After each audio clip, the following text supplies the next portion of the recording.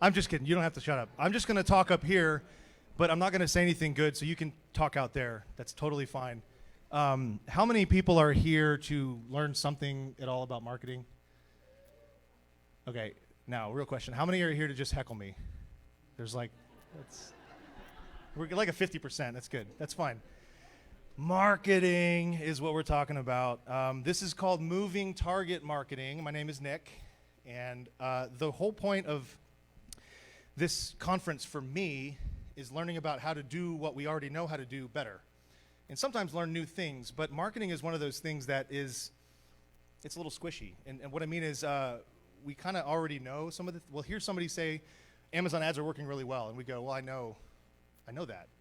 So what am I missing? What am I not doing right? Right? That's the question we constantly ask. And I was thinking about, when I was putting this presentation together, there's no slides, by the way, because it's easier for me that way, and usually easier for you guys. So if I say something you want me to repeat, just yell for me to repeat it or wait till the end or whatever, but I'm happy to go slow. I was thinking about how to put this together and what the right way to present this would be. And I was doing that while I was cooking dinner a few weeks back, and I don't remember what I was making, but I slid the little pot to the back burner, and literally the back burner. And I thought, that's an interesting phrase. We put things on the back burner that aren't important. That's usually how we use the phrase in real life, right? Like the boss will come in and say, I want you to put this on the back burner.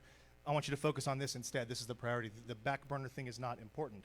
And I thought that's weird because in a professional kitchen, I'm assuming, I've never been in one, but I'm assuming you put the thing on the back burner not because it's not important, but because it's actually foundational. You just don't need it right now. Does that make sense? Is that a good way to have an analogy or talk about this thing? We tend to do that with marketing our books. We tend to say, well, I know that ads are important, but TikTok just came out, and this one author's doing cool things on TikTok, so I'm going to stop the ads because I can't focus on those right now, and I'm going to go do TikTok. We want to focus on the newest, shiniest, sexiest thing, right? The newest platform, how to make a name for ourselves. Graphics, design, software, that's one for me. I always want to go play with the new thing and waste time at the expense of doing the things I should constantly be doing. So that's the phrase, the back burner phrase that I want to use as we talk through stuff, because I think if we can get in our heads that this analogy of the back burner is not the old version that we know, I guess, but think of it in terms of a chef in a professional kitchen. The things that we're putting back there aren't unimportant. They're just the foundation. So I'm going to talk about the foundation. I'm going to talk about the things that I think, my opinion, we should all be doing. There's 3 of them, and we're going to get to those. But before we do, I want to give you guys a framework. If you saw my meme, I posted on, I'm really good at memes. If you take nothing away from this class, make more memes. People seem to like those. I posted on the group about this talk, and I said I have a framework that I want to share with everybody. And it's one that I've been using for a long time. Long before I started publishing books, over a decade ago, I was in marketing, doing SEO, that kind of stuff. And the way that I don't think I came up with it, but I'm going to take credit for it because you guys don't know who told me. But it's this framework that helps me understand and approach any marketing activity that we do. And so I want to give you that because while we're talking about mindset and what to put on the back burner and all these strategic things, if we can at least get to a point of agreeing on definitions of things, then you'll be able to use this for deciding on what you want to do and if it's going to be worth your time, right? The framework is easy. It's like most easy things, it's an acronym, and the acronym is ACT, A-C-T. Naturally, it's in that order for a reason, because if you put the C first, it's a cat, and I hate cats. Read the room. Okay, note to self. Let's scratch that out. Cats are great. Hurts to say.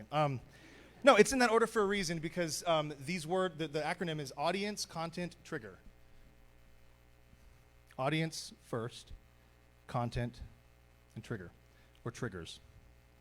It's in that order for a reason, and it's not just because I hate cats. It's because all the good marketing tactics, or any marketing tactic really, can be good or bad, and the good ones can be simplified and understood through this framework. And I'll give you examples. We'll talk about that. Like I said, I wanted to give this to you first. A good way to explain this is, think about if the first book you ever wrote. If you're like me, and I think some of you guys, I've talked to you, some of you are like this. The first book you wrote, you wrote it from your heart, and it was very sweet and precious. It was so good. Wasn't good. And you released it, and nobody cared. Nobody bought it, right? Because you didn't have any audience in mind when you wrote it. You just created some content and stuck it out there and hoped that an audience already existed for that content, right? So if you're like me, you did this. You wrote the book, you wanted to write, you put words on the page, you crafted a story. At the time, it made sense to you. And then Chris Fox came and ruined all the fun. Is he in here? He's not in here. So Chris Fox, the right to market guy, he wrote a whole book about this. Audience has to come first. You have to write to market. You can't write to market if you don't know the market. So when you write a book, when you create content, you have to know that market before you do anything else. Some of you guys, this is probably the most obvious thing. Some of you have never heard this before.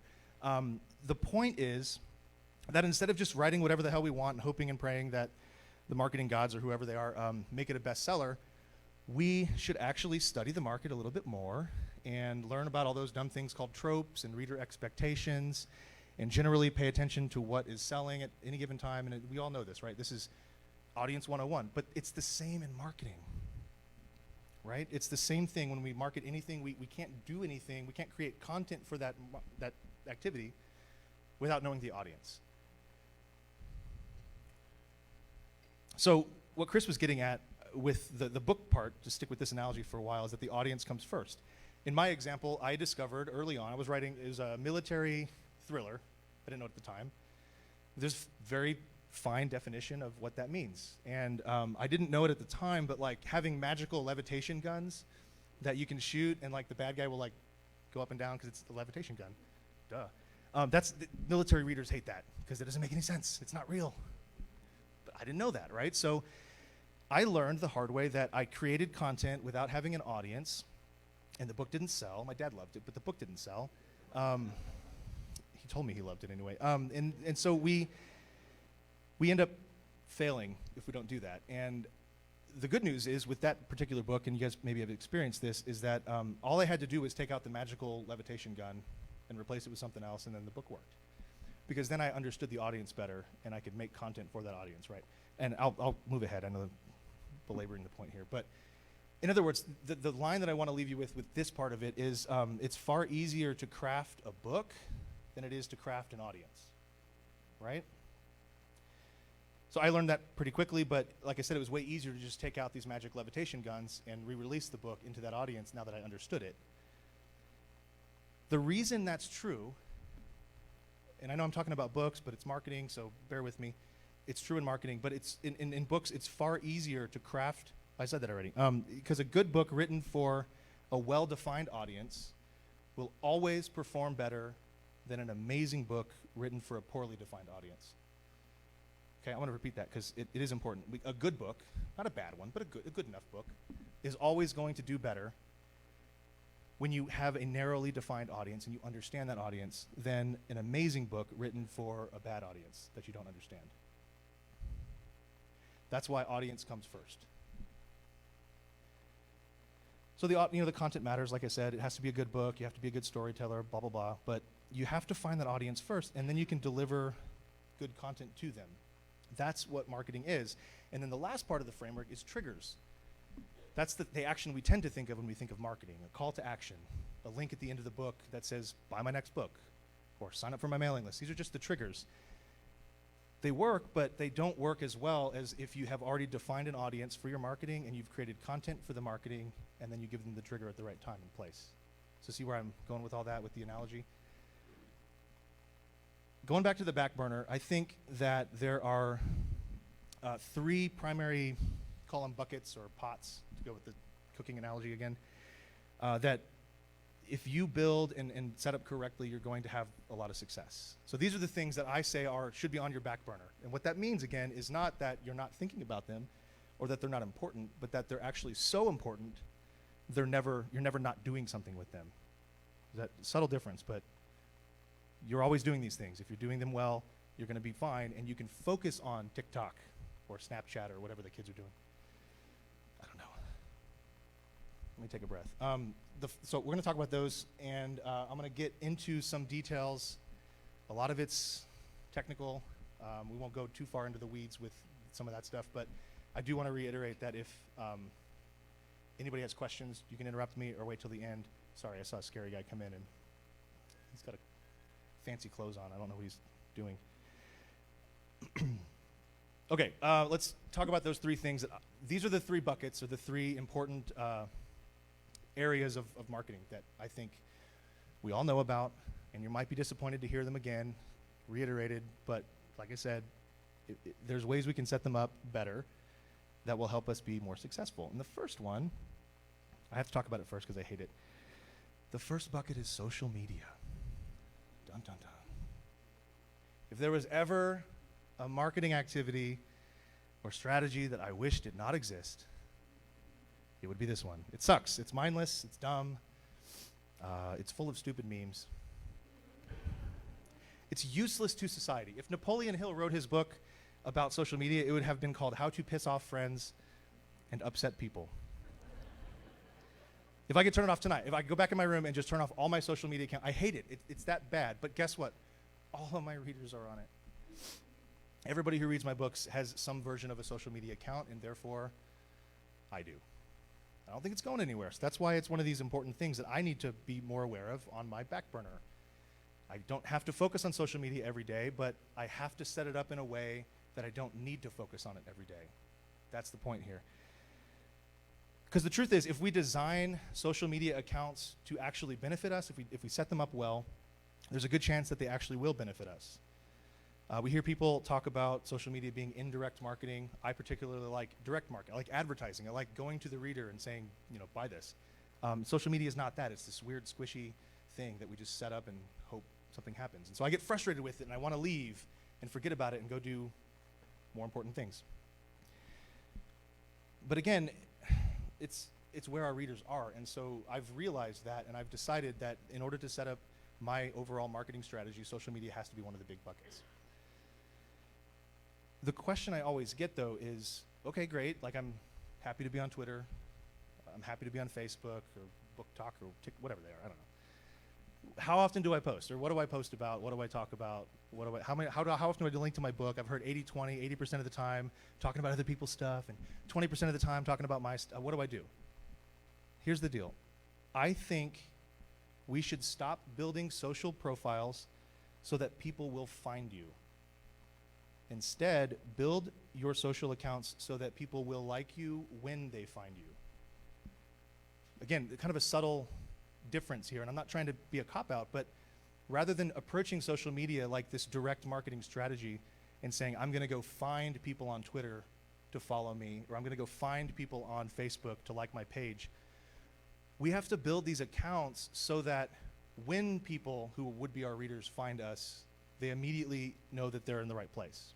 They're immediately going to be able to engage with us, okay?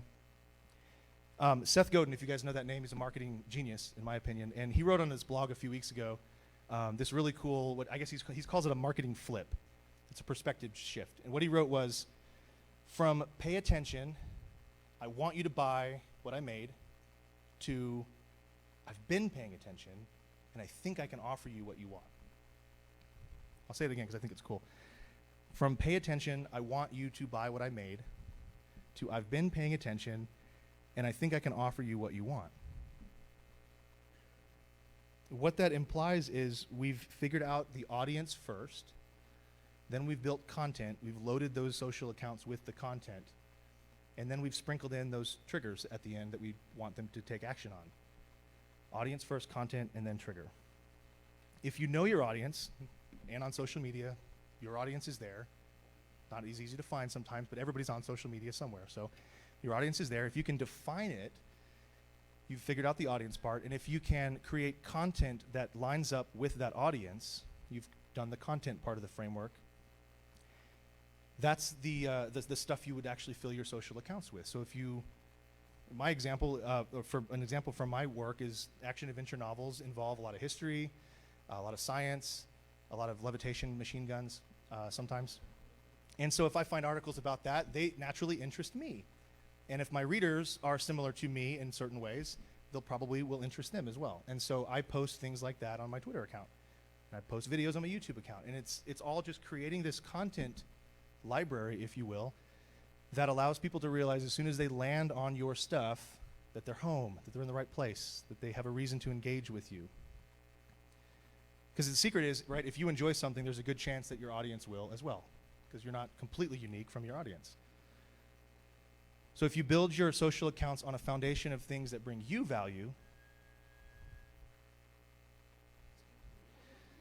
you're not alienating readers who disagree with you. This is important. You're not alienating readers who disagree with you. You're inviting readers in and saying, come here, check this out. I think this is for you. We're so afraid to post something that people won't like. But this is a self-selecting group. They just won't engage with you. So don't be afraid to post the stuff that you like, because the people who do agree with it and want, not politically, but like people who like that kind of stuff will come and they'll find you. And you're not alienating readers that way, you're revealing yourself. That's the difference with social media, I think. Here's the deal. The problem is, the question comes up again, how will they find you then? I'm doing this, I'm posting all this content, I've figured out my audience, I've included these triggers in there. How am I actually going to get people to go to my social media account? And the answer is the next two things, the direct marketing. The stuff that we're talking about is really slow, and it's a long haul. It's not something that you can go buy. You can go buy likes on Fiverr, but they're useless, right? We all know that. So there's no fast shortcut here. There's no way to get people to just immediately engage with your social accounts. We just have to build it slowly over time and do it right. We put it on the back burner. We make it foundational. Then we focus on the other things. And those other things, we're getting to the next one here. The second big bucket, like I said, I don't like the indirect marketing as much as this stuff. This one's really fun. Advertising. I don't think it's going anywhere, guys. I don't think we can exist. I mean, I know there's going to be one of you guys that's like, oh, I don't advertise and I make $1 million a year. Leave. The rest of us mere mortals have to advertise our books. I don't think it's going to change. Amazon figured out that they can double charge us that way, so they're going to advertise us all day long, right? They're going to make us advertise.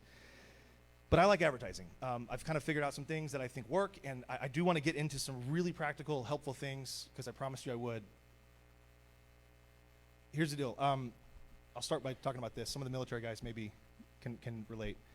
I was doing some research for a book, trying not to do the levitating machine gun thing that I did. And I came across a stat from the Department of Defense about the Vietnam War. And they said that for an average ground troop shooting an M16 in Vietnam, it cost 50,000 rounds on average per kill. I know this is a brutal statistic, but it's kind of fun. On the contrary, a trained sniper in Vietnam, it cost 1.3 rounds per kill. So it's no wonder the Army is going to invest way more money in the sniper than the shotgun approach. You just spray and pray. I think advertising is the same way, or should be.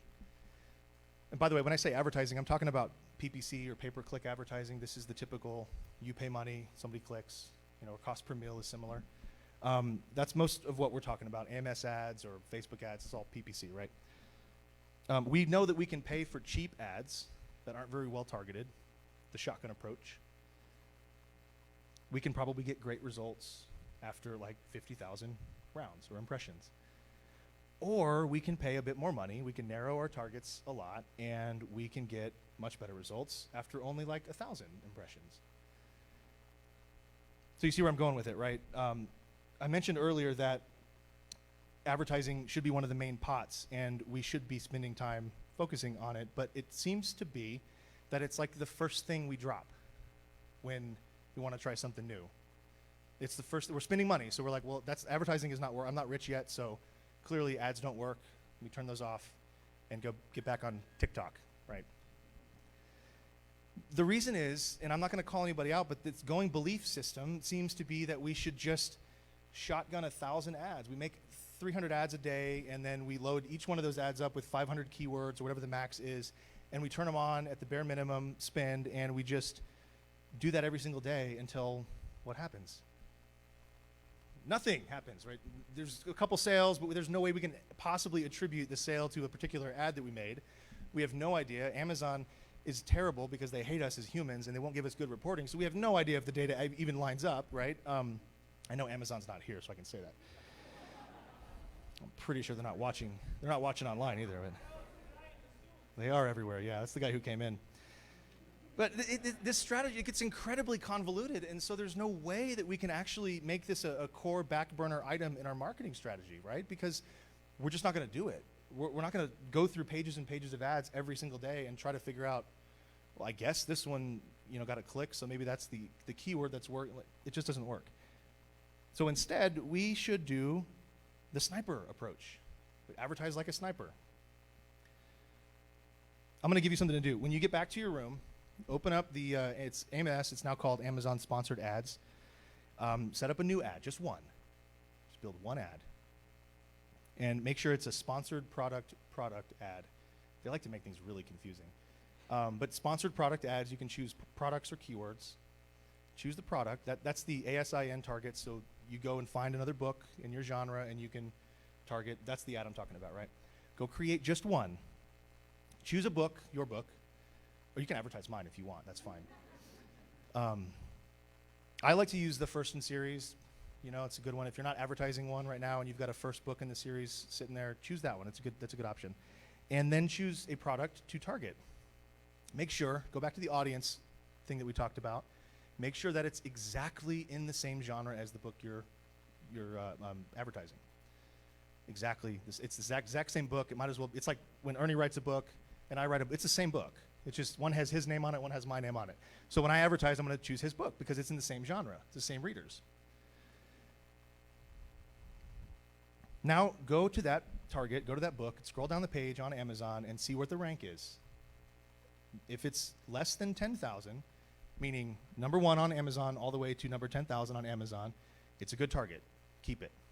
If it's over 10,000, throw it away. It doesn't exist. Okay? I know I can sense some tension in the room already. You guys are mad.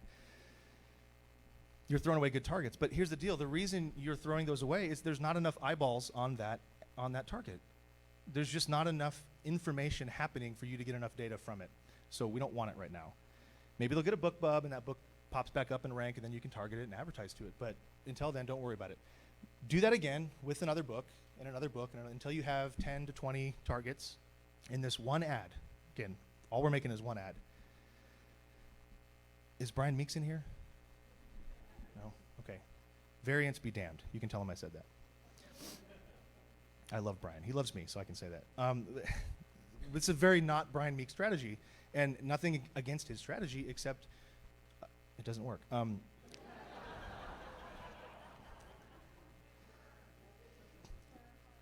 Yes. Well, let me clarify that I don't dislike Brian Meeks. If you're a data scientist like he is, that strategy works great. If spreadsheets make your eyeballs bleed, it's not a good strategy. So, all right, go ahead.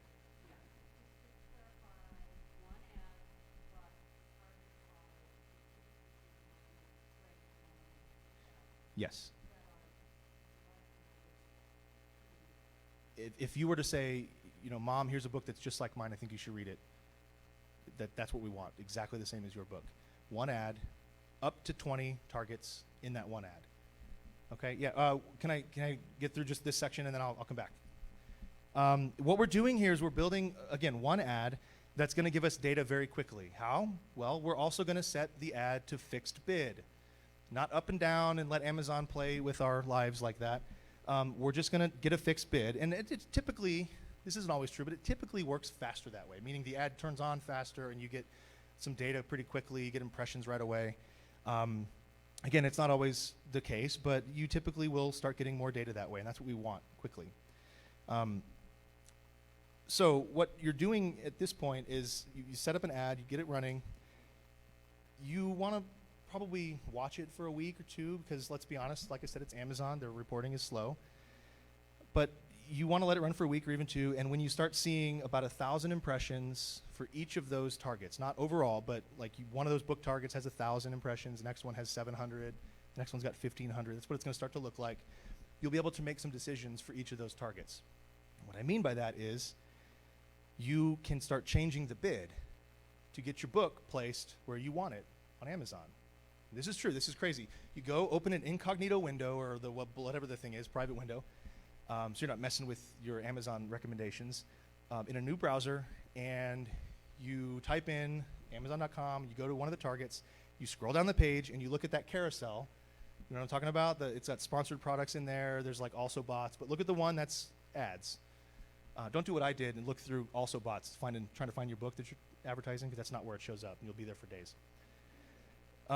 You can actually go back to the Amazon ads dashboard and change your bid, go up by 5 cents or 10 cents or whatever, refresh the other page, and see if it shows up in the carousel then. And keep doing it until your bid is up pretty high and your book is sitting on the first page on that first carousel. Doesn't necessarily have to be the first position on the carousel, but you want it on that first page because that's visibility. That's where people will see it quickly. There's another hack you can use, which is what I do when I set up an ad, is I look at that bid range that we all love and hate, and it's like, I don't know, I mean, I think you should start at maybe 1 cent or maybe go as high as $5. You're welcome. That's Amazon. That's my impression of Amazon. That's what they do, right? So, but take that. It's usually reasonable. If you've picked a good target that's sub 10,000 in the store, there usually is some data here, and they can tell you, okay, well, 47 cents to 72 cents is a good bid range. Take the high one, double it. I know everyone's mad now. I'm not telling you to spend a bunch of money. I'm telling you to get data quicker. You can turn it off if it doesn't work. But the thing is, if you've done the job right, if you've picked a good book, you've written a good book, you got the audience worked out, and you've built an ad that's supposed to get visibility, it should work. Now, it doesn't always work because variance, but most of the time, you're going to do pretty well, and you're not going to spend a ton of money. I know what you're thinking. You're not rich. You don't have a bunch of money to waste on this. But Nick, if I do that, I won't be able to buy you a drink at the bar later. It's fine. Well, I do want you to buy me a drink at the bar later, but I want both. I want you to build this ad tonight, and I want you to buy me a drink at the bar later. But you're not going to break the bank. Just set it up for $5 for the whole ad and see what happens. That's it. That's all advertising is. You can do that, and you can put it on the back burner, and you can have that running. After a couple weeks, you'll know some of these people click on this, people click on that, and you can turn off the ones that don't work. You can increase the bid or the overall budget of the ones that do, and rinse and repeat. There's new books released all the time. You get to keep doing it over and over again.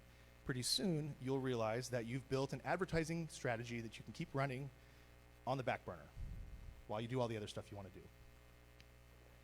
Okay, go quickly to this last one, because I could talk about it for days. The last marketing bucket is email. Email. We love it, we hate it, it's not going anywhere. We keep trying to build technology that makes it better, and we make it worse. And Apple comes in and ruins our lives, and it turns out it doesn't change anything at all. It's not going anywhere, guys. It's going to be around forever. I don't know why. It is. It's like social media. I wish it wasn't a thing, but it is.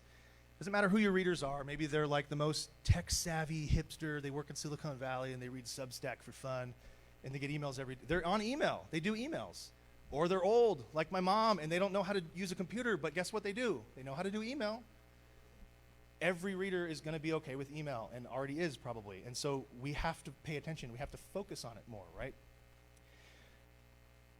There's a couple things I'm just going to go through real quickly, and then I promise I'm going to give you a little gift at the end, but because there's a lot here. But the biggest thing people ask me, if you don't know, I started an email company a long time ago, been building it ever since, so I know more about email than anybody should ever know. And it's not a good place to be. But the truth is, people ask me the same question all the time, and it's, well, how often should I email my list? I'm afraid of that, if I get a low open rate, that they're going to shoot me into the sun, and all my author career will be over. I always tell people, send more email. Whatever you're doing, send more. If you're sending once a month, great, send twice a month. If you're sending once a week, great, send every day. I know, I know. If I haven't made you mad, now you're mad, right? Here's the deal. You are statistically less likely, I have data to prove it. You don't want to read it, it's boring. But you are statistically less likely to lose subscribers by sending to them once per day than you are once per month. Why is that? Because they notice it, that's one reason, yeah, sure. How easy is it to press delete on an email? How easy is to unsubscribe from an email, right? It's actually hard. You have to scroll down more to unsubscribe usually, when they could just delete or archive the email. They don't want to read it that day. So the example I use is like I'm on Ernie's mailing list. Most of the time, I just delete that email. Sorry, that's Kevin Tomlinson, everybody. The joke in our genre is that we're all the same person, so we never, all three of us, go to a conference together, so that there's always one of us they think is us. Anyway, so when I get an email from Ernie, I immediately know that I'm going to throw it in the trash folder without even reading it, because I don't have time for that. Unless he says, I have a new Sean Wyatt book out. And then I'll say, okay, I'll check it. It's cheap enough. Maybe I'll go buy it. Scroll through the email, read it, give him his open rate, and I'll go buy the book. So that's what we do, right? We want to get emails from people, but we want a little more control over when we get them. Well, we can't control that as the recipient of the email, but we can just trash the email if we don't want it, which doesn't hurt you as the author because you're not unsubscribing. So it's not about how much you send to people, it's about what you send to them. It's not about how often you're sending, it's about what is in the body of that email. Yes, if you're annoying and say, buy my book every day, they're going to unsubscribe because you are annoying. But if you send them content that's valuable, they're your audience, and you can send them a trigger every now and then. See how this framework works throughout all these things? If you're sending them content every single day, and it's valuable content, maybe they'll read it, maybe they won't, but you're less likely to get an unsubscribe from doing that well than if you, whoever said it over there, they don't know who you are because you haven't emailed them over a month. Now, I say this as the laziest emailer on the history of the planet, or on planet, whatever. You know what I'm trying to say. I email my list as often as possible, but I also email them when I feel like it, and I don't often feel like it. And so this is one of the things that I have to work on. This is something I got to get set up and put on the back burner. And so this is where we could get into autoresponders and all that stuff and how to build those. And we don't need to do that now. That's definitely a way to do it, right? You write good content, valuable content, and if it's something that's evergreen or that you want to give to people more often, set it up as an autoresponder and just let it go forever. And don't worry about sending 2 emails a day. If somebody gets an autoresponder one day, but you've also talked about your launch that day, let your readers figure it out, guys. They can just put it in the trash can or spam. They won't do that. Okay, I promised you something at the end. We've got enough time for questions, so I want to make sure we do. So last thing, the framework, audience, content, triggers. If you can figure those 3 things out in that order, then any marketing activity you do should work better. Those 3 marketing activities that I think are really important that we're always going to have to do are marketing, are email, and what else did I say? Oh yeah, that's why I forgot about it. I hate social media. Advertising and social media. Those are the 3 big ones. There is a lot more to it. There's a lot more detail. Like I said, I know more about email than anybody should know. I know about DKIM signing, SPF records, all this stuff like that, DMARC. It's no fun, but it's easy to do. It's easy to set up. I can't teach you how because nobody wants to do that. But what I can do is send you to a website. Be kind. I made it in the airport on Monday. But it's got 3 things on it's got 3 links, essentially, on this webpage. And each one of those links is to a free email course that I've totally already written and finished.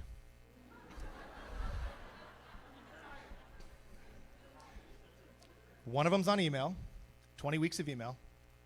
One of them's on social media, and one of them's on advertising. And it's just, I'm going to give you a little bit more, okay? I'm going to talk about here's exactly how I set up an ad, or this platform versus this one, or how to do the DMARC records for your domain, how to get a domain if you are still using Gmail.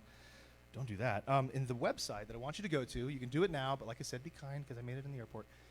Book career in a year. I thought that was kind of cool. All one word, .com. Not that I thought that was cool part. Just bookcareerinayear.com. In a year. I vacillated between those for quite a while, but my flight was going to leave and I needed to buy the domain. So I literally set that up so you'll be nice, but it should work. You'll go to 3 different mailing lists, and if you sign up for all 3 of them, like I said, I'm the laziest emailer on the planet. You're going to get 3 of the exact same welcome emails. Just don't throw me in spam yet. Just hang out. I'm not going to send an email to you until we get back from Vegas, and then a week later, because conference and all that, We'll all recover. But I want to send these to you. There's no upsell. I don't have any courses like that. I might one day, so I can't promise you that I won't ever spam you. But no, I'm just kidding. I won't spam you. Go there, check those out. If you're interested in only one of them, you can just sign up for one of them.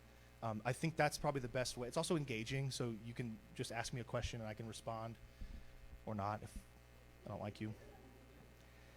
Anyway, so I wanted to close with that because I thought, well, I can talk about all this stuff and then just that sort of just teases it rather than actually explains some of the details. So hope that's helpful. I do want to make sure we have time for questions. So thank you very much. There was one in the back. I want to make sure I got yours too. Oh, sorry, one sec. Make sure they're going to bring the microphone around so everybody can hear.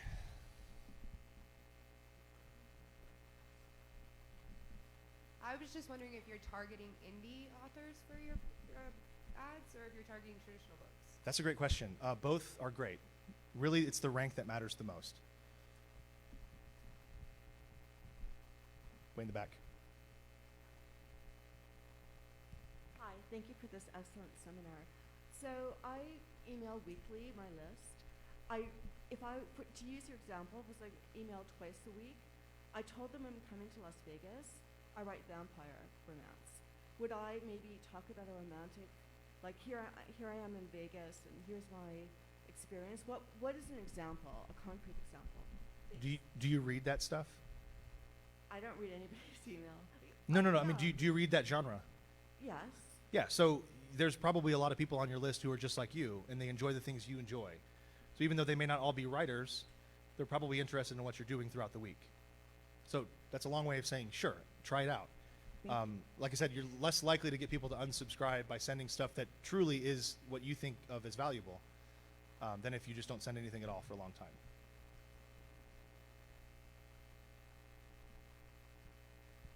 In the back. Thank you. I'm wondering what's your opinion on Ams ads, like the suggestion you're telling us to do as the homework, with or without copy, because I found that sometimes without copy, the ad performs better than it does with copy. Well, I tested it a long time ago, and then Amazon kicked me off the AMS platform, so I no longer have access to write copy onto my ads. Oh. Don't open a dispute with Chase when they overcharge your credit card and you've got data to prove it and you back it up with Brian Meeks looking over it. They don't care.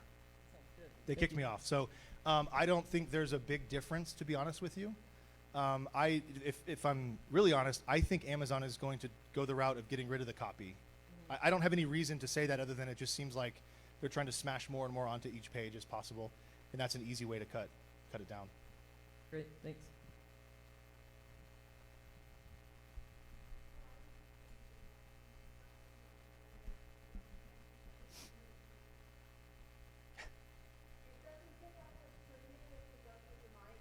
The platform on the other sites for the other country marketplaces don't have copy as an option.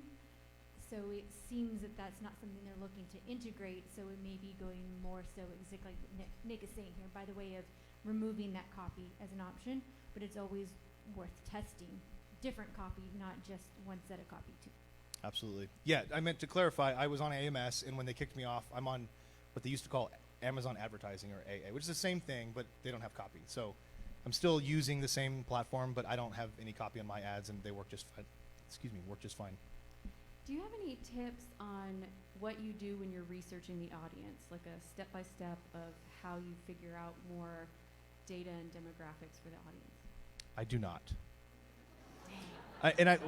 I'm just saying that I'm. It's long. So, like I said, I came from a marketing background. Now, I'm not a survey scientist, but that is a science. And so, when everybody, all my friends are like, so I just emailed my readers, and I give them a survey on if they like to get emails from me, and I'm like, well, your data pool is corrupt because you sent it to them they're on your list, of course. So, I'm really particular about like when we say how do we do research on audiences. All of the things that you can think of are good ways is probably the thing I would say. What do you read? What do you know your readers like to read? What are the also bots on Amazon?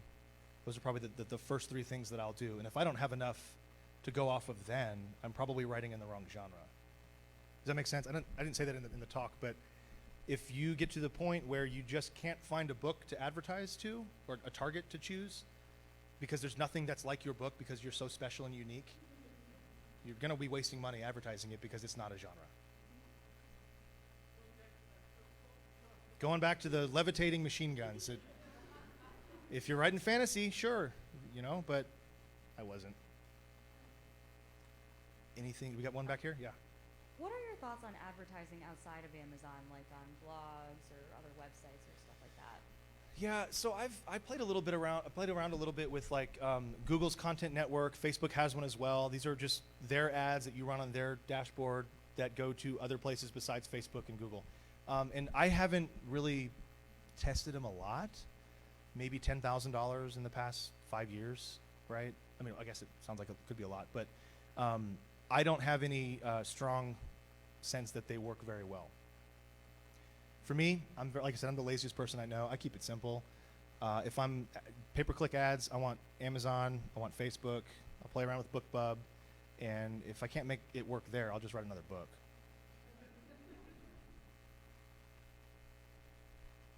Hi.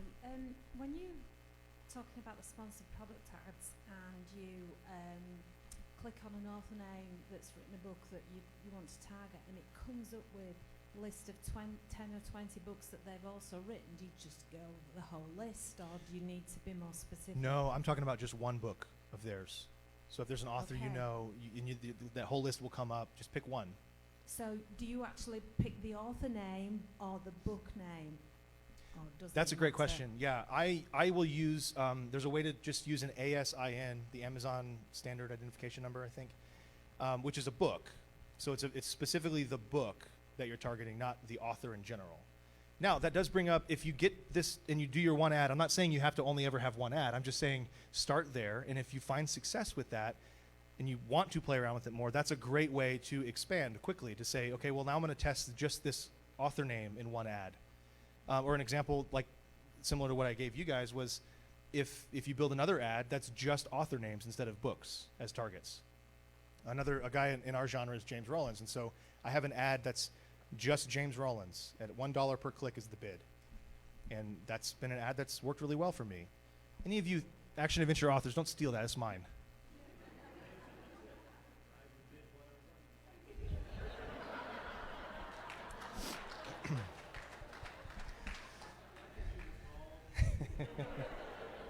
That's how advertising works. So it's, we were joking, but that's literally what you're doing. That's what you're bidding with all these other authors. And at some point, they're going to say, I don't have $1.02. So you win at 101, and then that's what you pay. That's what we're doing. That's what these bids are. And so it is important to play around with where your book shows up on that carousel. And like I said, it's not going to be exact all the time, because Ernie's constantly trying to outbid my books, and Kevin's out in his van somewhere trying to outbid both of us. And algorithms are going to algorithm, and so things move around all the time, but you can get a pretty good sense of where your book is in that carousel by jacking up the bid a little bit and going back over, refreshing the page, seeing where it lands. And then once you get there, leave it for a little while and see if it works. Back of the room, I think.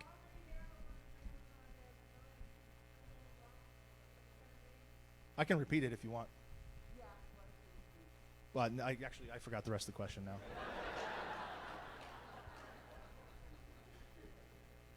If you already have a bunch of Amazon ads running, should you turn those off while you're doing this? I would. Okay. Yeah, and again, it's not to say that those ads are all bad. It's just to say that you need clean data. So, if you're starting from square one, you're going to get easier and better and easier to read data than you will if you've already got 300 ads doing random stuff. A couple more, saw over there somewhere.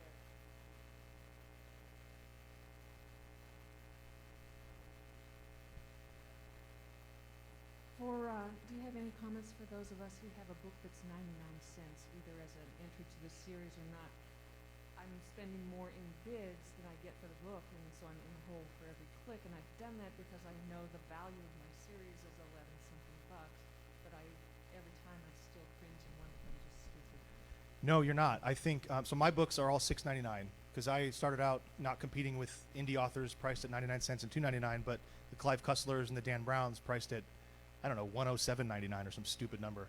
And so my books are higher priced, and I still run my first in series ads at a loss.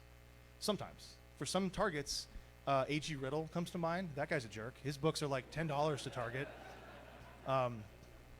You know, but the point is, my series is long and it's got decent enough read through that I will make money, and I've got clean data and I can see that it's working. At some point, you just trust the numbers and the bank account at the end of the month.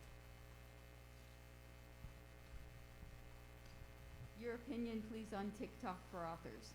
I have absolutely no opinion on TikTok for authors. I'm sure it's fantastic. I've never been there. I think we are out of time. So thank you so much. I'm not going anywhere, so come up and talk to me. I'll be around if you want to, buy that drink at the bar. That might get you a few extra questions in.